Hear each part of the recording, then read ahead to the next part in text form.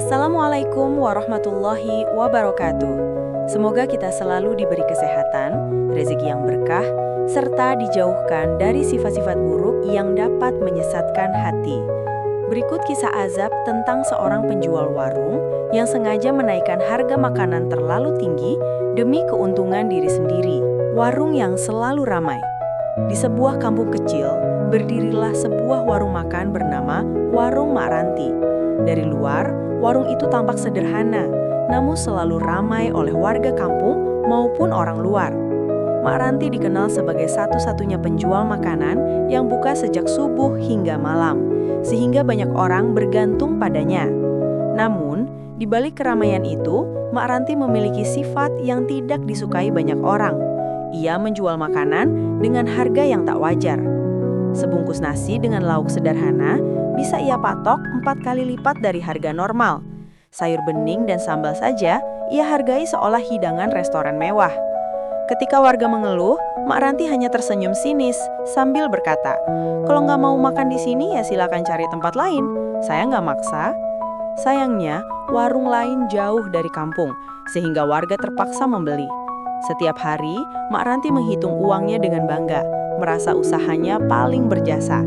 Padahal ia hanya memanfaatkan kebutuhan orang lain. Sedikit demi sedikit, bisik-bisik keluhan warga semakin banyak. Namun Mak Ranti menutup hati dari nasihat manapun. Ia tidak sadar bahwa kerakusan memiliki balasan. Harga yang semakin tak masuk akal. Waktu berjalan dan harga yang dipasang Mak Ranti semakin melambung. Bahkan untuk segelas teh tawar pun ia berani menarik biaya seperti kopi premium. Banyak pelanggan mulai kesal, namun tak ada pilihan lain. Suatu hari, seorang pemuda bernama Dika datang membeli nasi untuk ibunya yang sedang sakit. Ketika Mak Ranti menyebutkan harga yang terlalu tinggi, Dika terkejut. "Mak, ibu saya cuma butuh makan, kenapa mahal sekali?" tanyanya lirih. Bukannya tersentuh, Mak Ranti justru memarahi Dika di depan pelanggan lain. "Warung saya, harga saya. Kalau kamu nggak mampu, jangan makan," teriaknya. Warga yang melihat hanya bisa menggeleng, tak berani melawan. Dika pergi dengan wajah sedih, meninggalkan Mak Ranti yang kembali menghitung uang dengan puas. Malam itu, hujan turun deras dan suara petir menggema. Namun, Mak Ranti tetap duduk di sudut warung, tertawa sendiri sambil menata tumpukan uang hasil jualan hari itu. Ia tak tahu bahwa keserakahannya sudah melukai banyak hati dan bahwa balasan sedang menanggung di tikungan waktu. Tanda-tanda awal azab. Keesokan harinya, sesuatu yang aneh mulai terjadi. Makanan di warung Mak Ranti tiba-tiba basi, meski baru dimasak. Nasi berubah menjadi asam, ikan terlihat membusuk, dan bau tak sedap memenuhi dapur. Ia mencoba marah, menyalahkan kompor, menyalahkan pegawainya, bahkan menyalahkan cuaca, tetapi tidak melihat kesalahan dirinya. Pelanggan yang datang pun mulai curiga karena makanan terasa berbeda. Tak hanya itu, banyak pembeli yang mengeluh sakit perut setelah makan di warung tersebut. Warga mulai berbisik bahwa warung Mak Ranti sudah tidak lagi layak. Namun Mak Ranti tak mau tutup. Ia kembali menyiapkan makanan, tetap dengan harga tinggi. "Kalau mereka butuh, pasti mereka datang," katanya sombong. Sore itu angin bertiup kencang, membuat papan warungnya terlepas dan jatuh. Mak Ranti menganggapnya musibah kecil. Tetapi malamnya, ia bermimpi buruk. Melihat tumpukan uangnya berubah menjadi api, membakar warungnya habis. Ia terbangun dengan keringat dingin, namun mengabaikan pertanda itu. Keserakahannya menutupi seluruh hati. Pelanggan mulai menjauh. Beberapa hari berlalu, dan jumlah pelanggan menurun drastis. Makanan yang basi membuat warga takut datang lagi. Bahkan, orang luar kampung pun menghindari warung itu setelah mendengar banyak cerita buruk. Namun bukannya introspeksi, Mak Ranti justru menyalahkan orang lain.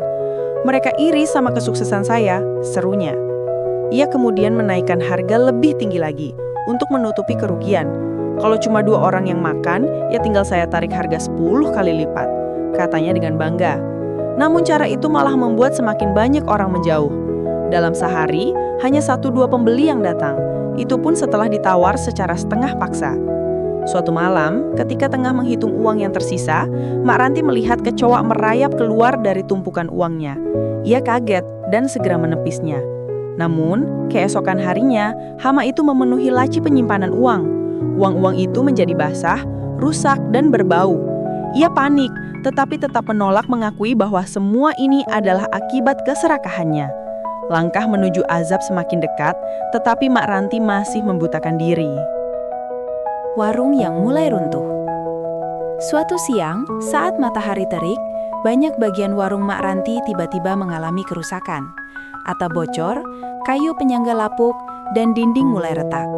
Pelanggan yang lewat hanya menggeleng, memilih menjaga jarak. Mak Ranti mencoba memperbaiki seadanya, tetapi kerusakan semakin parah. Ia tidak punya cukup uang untuk memperbaiki karena pendapatan sudah turun drastis. Saat ia berdiri di dapur, tiba-tiba kompor meledak kecil dan membuatnya terpelanting. Api cepat padam, tetapi tangannya terluka. Bukannya sadar, ia justru menggerutu. Kenapa semuanya menimpa saya? Apa dosa saya? Namun ia lupa bahwa selama ini ia sengaja mencekik orang dengan harga selangit. Di malam yang sunyi, angin bertiup sangat kencang. Pohon besar di depan warung tumbang, menimpa sebagian bangunan.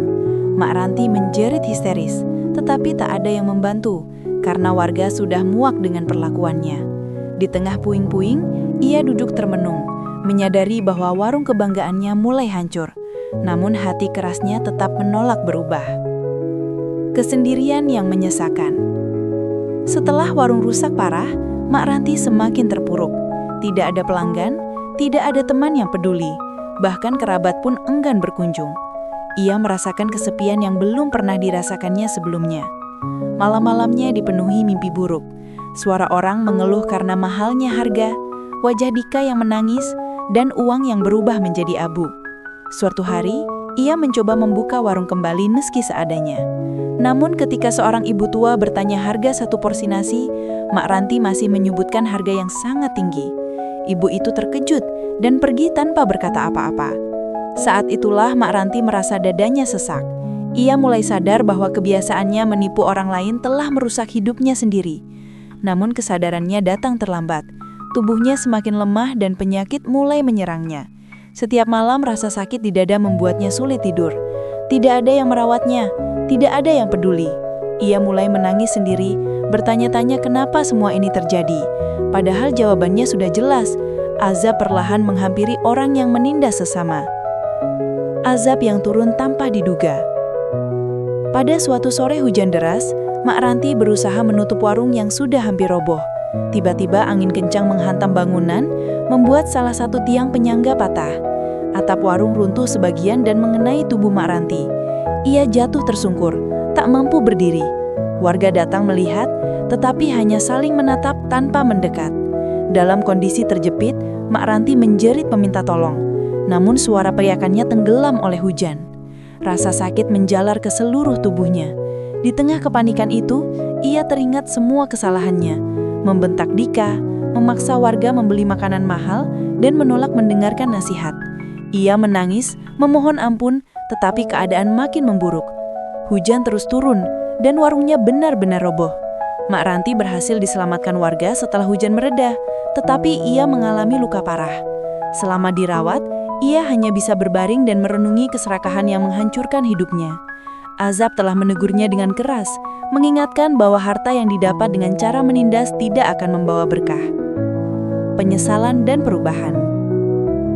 Setelah berminggu-minggu terbaring, Mak Ranti akhirnya bisa duduk meski tubuhnya masih lemah. Warga kampung mulai menjenguk satu persatu setelah melihat perubahan sikapnya. Ia tidak lagi sombong, tidak marah-marah, dan selalu meminta maaf kepada semua orang yang pernah ia sakiti. Dika pun datang menjenguk, dan Mak Ranti menangis sambil memegang tangannya. "Maafkan saya, Nak. Saya dulu terlalu buta," ucapnya lirih. Dika tersenyum kecil. "Yang penting Mak berubah. Semoga kejadian ini jadi pelajaran." Setelah sembuh, Mak Ranti membuka warung kecil baru di depan rumahnya. Tidak besar, tidak mewah, dan harganya sangat terjangkau.